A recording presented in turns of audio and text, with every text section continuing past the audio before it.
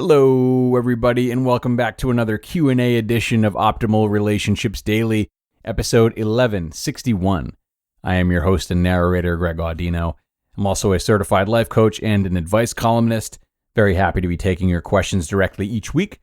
And just a reminder, if you want to submit a question of your own to the show, you can email me at advice@oldpodcast.com, advice@oldpodcast.com. You will definitely hear back from me, and I will do what I can to help you out, if even just through email. But with that said, let's see what our listener this week has to say about a tough relationship she's dealing with right now, and start optimizing your life. I need to get over a toxic relationship.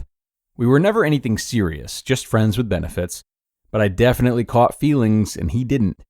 He's not a very kind person, and I know that I need to let him go for good because this is unhealthy. However, I can't seem to stick to my decision to cut him off.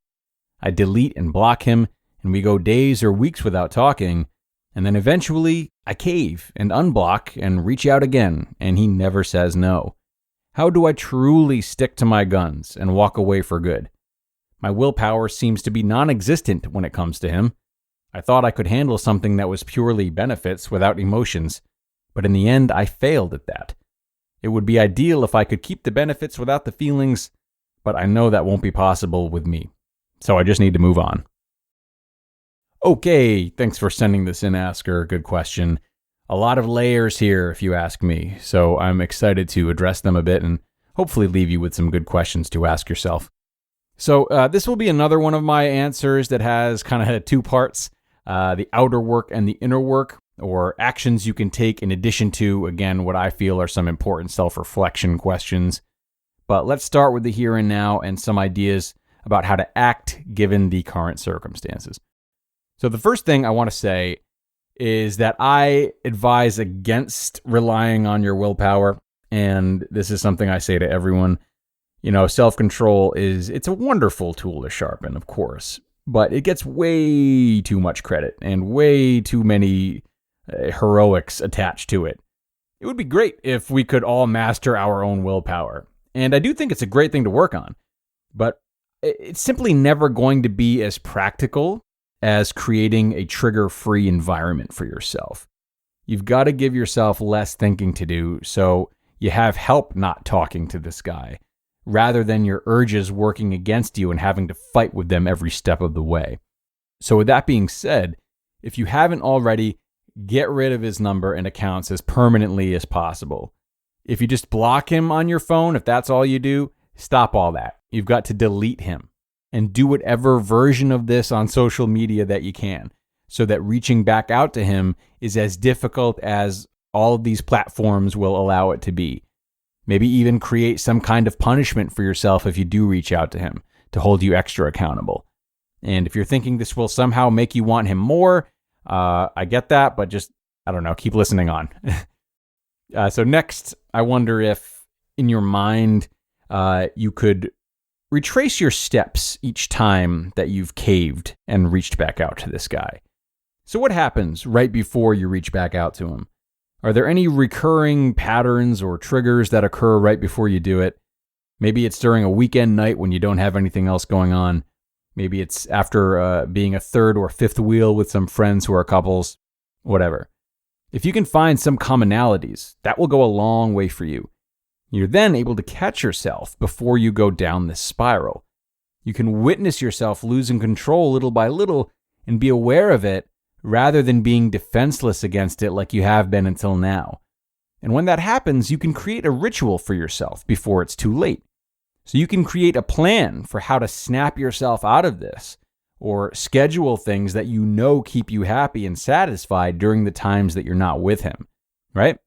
So think of a routine that you could develop for yourself and implement right after you're met with one of your triggers that encourages you to reach back out to him.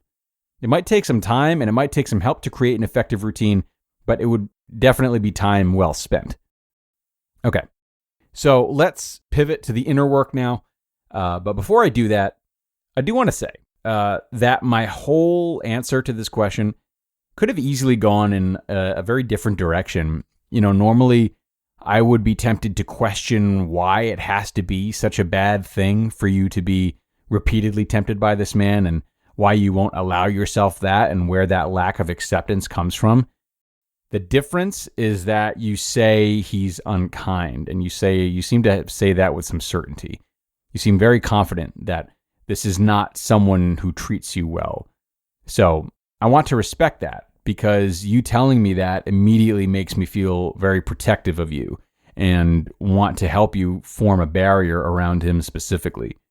So what I want to help you navigate here is how you can distance yourself from this particular man, but lean into why it is that you don't like the idea of only having relationships without feelings involved, so that you can hopefully be more open to healthy relationships and whatever feelings come with them. So I think some helpful inner work could start with asking yourself, why is it ideal for you to have benefits without feelings, as you said? Is it because you have a tendency to fall for unkind people like him? If so, where might that come from? Why can't you move on from him, but allow yourself to have feelings for someone else? Again, to me, the resistance towards allowing yourself to have romantic feelings is what's most worth looking into, especially when you use a word like failure in your question. You said you failed at handling a relationship that was purely benefits and no emotions. And the word failing is pretty harsh and finite, right? It doesn't really have much flexibility or gray area. It feels like a suspiciously strong reaction to me that I'm curious about, and I hope you take some time to get to the bottom of. So in addition to these questions I just mentioned surrounding why you're so insistent on keeping feelings out of relationships, lastly, I would also recommend asking yourself what you get from this man in particular. If for a moment you remove his lack of kindness, how else does he fulfill your emotional needs? If he's not kind, then what? Is it purely a physical desire? And if so, is that type of satisfaction something that you feel is otherwise repressed? Maybe it's something else. Is he intelligent? Does he have good work ethic? So what about him do you like besides the physical attraction? And if there are some qualities there that could be part of a healthy attraction to someone else, then how can you get them elsewhere in your life? And guys, when you feel like you've hit a roadblock, know that our sponsor, BetterHelp, is here for you. BetterHelp will get your needs assessed and help match you with a personal licensed professional therapist online, so you don't have to be restricted only to counselors in your area. They provide a safe and private environment for you to communicate with your therapist within 48 hours, plus giving you the flexibility of scheduling weekly video or phone sessions.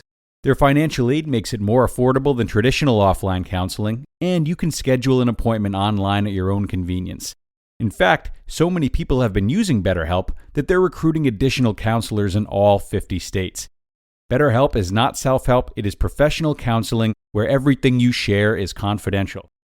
Guys, I want you to start living a happier life today. As a listener, you'll get 10% off your first month by visiting our sponsor at betterhelp.com/ORD.